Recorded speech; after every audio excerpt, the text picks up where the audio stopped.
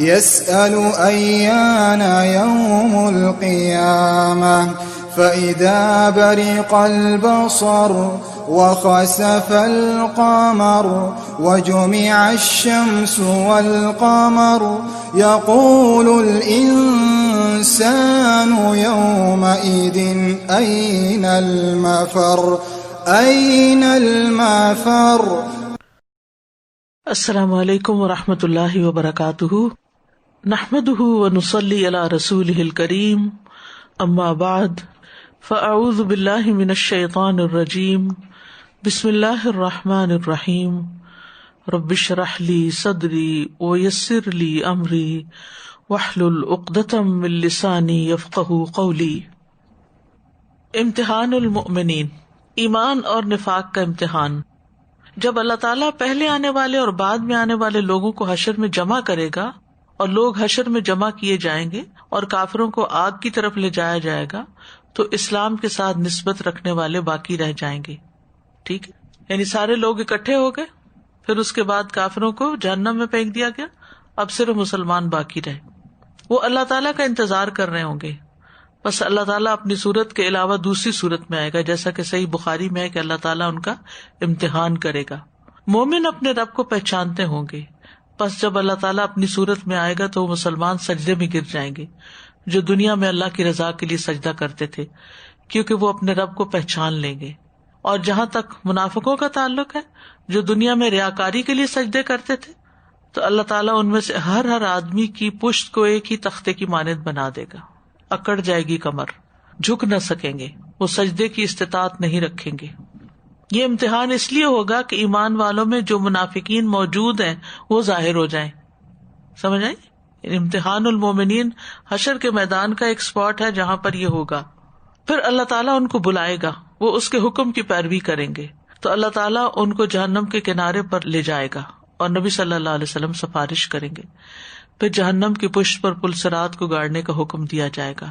تو اس سے کیا پتہ چلتا ہے کہ اس سے پہلے ہے۔ پھر پل صراط کو جہنم کی پشت پہ گاڑ دیا جائے گا، اور یہی الصراط ہے، یعنی یہی وہ راستہ ہے جس سے گزر کر لوگ جنت کی طرف جائیں گے۔ پھر یہ کہ تمام امتیں اپنے اپنے معبودوں کے ساتھ مل جائیں گی۔ ابو سعید خدری کہتے ہیں، ہم نے پوچھا اللہ کے رسول، کیا قیامت کے دن ہم اپنے رب کو دیکھیں گے؟ آپ نے فرمایا، مطلع صاف ہونے کی صورت میں کیا تمہیں سورج اور چاند دیکھنے میں کوئی دقت محسوس ہوتی ہے؟ ہم نے کہا نہیں۔ آپ نے فرمایا، پھر یقیناً تمہیں اپنے رب کے دیدار میں اس دن کوئی تکلیف پیش نہیں آئے گی، جیسے تمہیں سورج اور چاند دیکھنے میں کوئی مشقت نہیں ہوتی۔ پھر فرمایا، ایک اعلان کرنے والا اعلان کرے گا، ہر قوم اس کے ساتھ جائے جس کی وہ پوجا کرتی تھی۔ تب صلیب کے پجاری اپنی صلیب کے ساتھ، بتوں کے پجاری اپنے بتوں کے ساتھ، اور سارے معبودان باطلہ کے پوجا پاٹ کرنے والے اپنے معبودوں کے ساتھ چلے جائیں گے، یہاں تک کہ اللہ کی عبادت کرنے والے نیک اور بد اور بچے کچے اہل کتاب باقی رہ جائیں گے۔ اس کے بعد جہنم ان کے سامنے لائی جائے گی جو سراب کی طرح ہوگی۔ پھر یہود سے پوچھا جائے گا، تم کس کی عبادت کرتے تھے؟ وہ کہیں گے، ہم اللہ کے بیٹے عزیر کی پوجا کرتے۔ انہیں کہا جائے گا، تم جھوٹے ہو، اللہ کی نہ بیوی ہے نہ اولاد، اب تم کیا چاہتے ہو؟ وہ کہیں گے، ہم پانی پینا چاہتے ہیں کہ ہمیں اس سے سیراب کیا جائے۔ ان سے کہا جائے گا، جاؤ پانی پیو، تو وہ جہنم میں گر پڑیں گے، کیونکہ سراب کے پیچھے جاتے جاتے جاتے اندر چلے جائیں گے۔ پھر اسی طرح نصارہ سے پوچھا جائے گا، تم کس کی عبادت کرتے تھے؟ وہ جواب دیں گے، ہم اللہ کے بیٹے مسیح کی پوجا کرتے تھے۔ ان سے کہا جائے گا، تم جھوٹے ہو، کیونکہ اللہ کی نہ کوئی بیوی ہے نہ بیٹا، اب تم کیا چاہتے ہو؟ وہ جواب دیں گے، ہم پانی سے سیراب ہونا چاہتے ہیں۔ ان سے کہا جائے گا، جاؤ پیو، اور وہ بھی جہنم میں گر پڑیں گے۔ ایک اور روایت میں ہے، پس ہر گروہ اس کی طرف جائے گا جس کی وہ دنیا میں عبادت کرتا تھا اور دنیا میں جس سے محبت کرتا تھا۔ آپ نے فرمایا، وہ چلیں گے اور ان کے لیے ان چیزوں کی شبیہ کر دی جائے گی، یعنی وہ چیزیں، وہ انسان ہو یا کچھ، تو ان کی پکچر جیسے سامنے آ جائے گی جن کی وہ عبادت کرتے تھے۔ پس ان میں سے بعض سورج کی طرف چلے جائیں گے، بعض چاند کی طرف، بعض پتھروں کے بتوں کی طرف، ان شبیہوں کی طرف جن کی وہ عبادت کرتے تھے۔ جو عیسیٰ علیہ السلام کی عبادت کرتے تھے ان کے لیے شیطان کو عیسیٰ علیہ السلام کی شکل میں کر دیا جائے گا، جو عزیر علیہ السلام کی عبادت کرتے تھے ان کے لیے شیطان کو عزیر علیہ السلام کی شکل میں کر دیا جائے گا۔ پھر امت محمد باقی رہ جائے گی۔ ابو سعید خدری کہتے ہیں، رسول اللہ صلی اللہ علیہ وسلم نے فرمایا، یہاں تک کہ اللہ کی عبادت کرنے والے نیک اور بد باقی رہ جائیں گے۔ پھر ان سے کہا جائے گا، تمہیں یہاں کس چیز نے روک رکھا ہے، جبکہ باقی سب لوگ اپنے معبودوں کے ساتھ جا چکے ہیں؟ وہ کہیں گے ہم دنیا میں ان سے ایسے وقت جدا ہو گئے تھے کہ ہمیں ان کی زیادہ ضرورت ہے، یعنی ہم دنیا میں ان کے ساتھ ہی نہ تھے تو آخرت میں بھی ان کے ساتھ نہیں رہنا چاہتے تھے. بلا شبہ ہم نے ایک اعلان کرنے والے کو اعلان کرتے ہوئے سنا، ہر شخص اس کے ساتھ چلا جائے جس کی وہ عبادت کرتا تھا. ہم اپنے رب کی عبادت کرتے تھے، ہم اپنے رب کے منتظر ہیں. پھر اللہ الجبار ان کے سامنے اس صورت کے علاوہ دوسری صورت میں آئے گا جس میں انہوں نے اسے پہلی مرتبہ دیکھا ہوگا. وہ کہے گا میں تمہارا رب ہوں. وہ کہیں گے واقعی تو ہمارا رب ہے. اس دن انبیاء علیہ السلام کے علاوہ کوئی اللہ سے گفتگو نہ کرے گا. اللہ فرمائے گا کیا تمہیں اپنے رب کی کوئی نشانی معلوم ہے جس کے ذریعے تم اسے پہچان سکو؟ وہ کہیں گے اس کی پنڈلی کے ذریعے. پھر اللہ اپنی پنڈلی کھول دے گا تو ہر مومن اس کے حضور سجدہ ریز ہو جائے گا. صرف وہ لوگ باقی رہ جائیں گے جو محض ریاکاری اور شہرت کے لیے سجدے کرتے تھے. وہ سجدہ کرنا چاہیں گے لیکن ان کی کمر تختے کی طرح سخت ہو جائے گی. یہ آتا ہے سورۃ القلم میں، یوم یکشف عن ساق ویدعون الی السجود فلا یستطیعون. ایک روایت میں ہے کہ محمد صلی اللہ علیہ وسلم اور آپ کی امت باقی رہ جائے گی. پھر اللہ تبارک و تعالیٰ اپنی صورت میں امت محمد صلی اللہ علیہ وسلم کے پاس تشریف لائے گا اور فرمائے گا تمہیں کیا ہے، تم کیوں نہیں جاتے جیسے لوگ جا رہے ہیں؟ وہ کہیں گے ہمارا جو معبود ہے ہم اسے دیکھ نہیں رہے. پس وہ فرمائے گا اگر تم اسے دیکھ لو تو کیا پہچان لو گے؟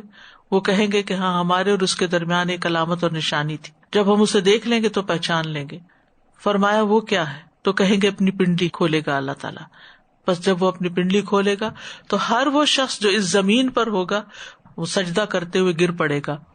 اور ایک قوم باقی رہ جائے گی جن کی پیٹھیں گایوں کی سینگوں کی طرح سخت ہوں گی.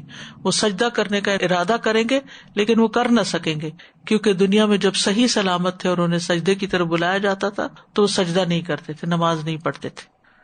اب یہ جو واقعہ پیش آنے والا ہے اس کا ذکر قرآن مجید میں بھی موجود ہے.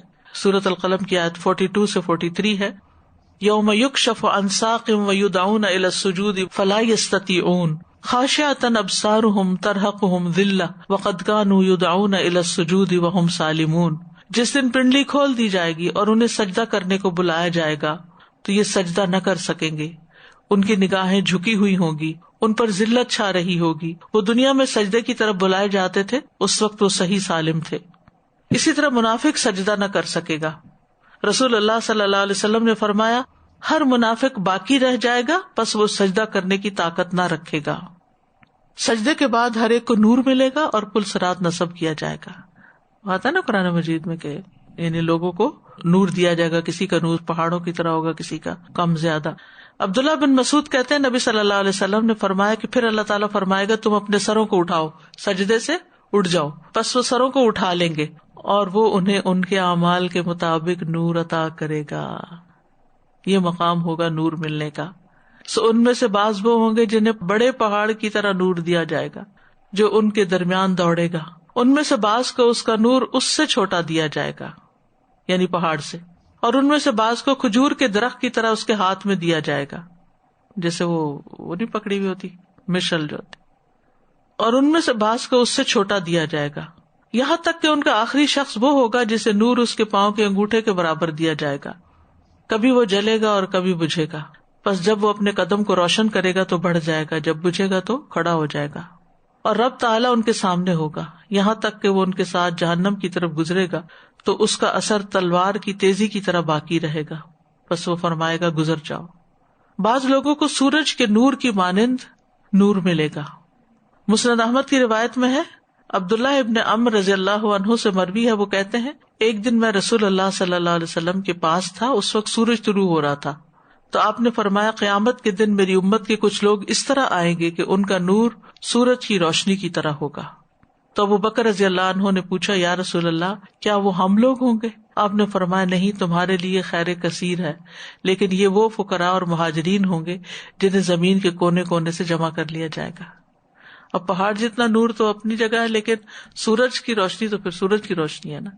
پھر پل صراط کو جہنم کی پشت پر رکھا جائے گا. ابو سعید خدری کہتے ہیں آپ نے فرمایا اللہ اپنی پنڈلی سے پردہ ہٹا دے گا، مومن سجدے میں گر جائیں گے، صرف وہی باقی رہیں گے جو ریاکاری اور شہرت کے طور پہ سجدہ کرتا تھا، وہ اپنی گدی کے بل گر پڑے گا اور پھر پل صراط کو جہنم کی پشت پہ رکھ دیا جائے گا. تو انشاءاللہ تعالیٰ کل ہم پھر پل صراط کے بارے میں پڑھیں گے. میں سوچتی ہوں کہ یہ ایسے حقائق ہیں جو پیش آ کے رہنے والے ہیں اور مسلمانوں کی اکثریت ان کے بارے میں لا علم ہے، کو پتہ ہی نہیں کہ یہ سب کچھ ہونے والا ہے. جو سبق ہمیں ملتا ہے وہ یہ کہ یہ زندگی جو ہے ہمیں سنجیدگی سے گزارنے کی ضرورت ہے، اس کو ضائع نہیں کرنا بلکہ اس دن کی تیاری کرتے رہنا ہے۔ وآخر دعوانا ان الحمد للہ رب العالمین۔ سبحانک اللہم وبحمدک، اشہد ان لا الہ الا انت، استغفرک واتوب الیک۔ السلام علیکم ورحمۃ اللہ وبرکاتہ۔